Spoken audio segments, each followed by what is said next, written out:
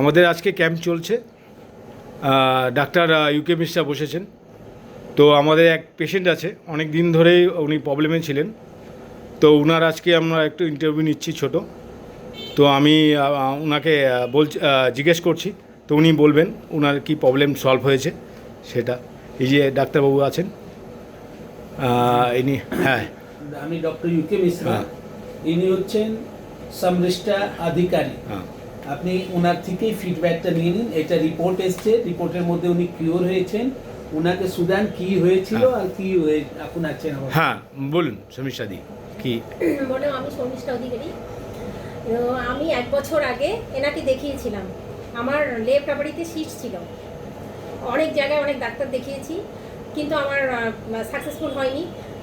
1 বছর পর আমি টেস্ট করে জানতে পারলাম যে কাল যখন আমি টেস্টটা করিয়েছি তখন জানতে পারলাম যে আমার ওভারিতে সিস্ট নেই। সত্যি মানে এনার কাছে আমি কি বলে, মানে ডক্টরদের কাছে কৃতজ্ঞতার কোনো ইয়ে নেই।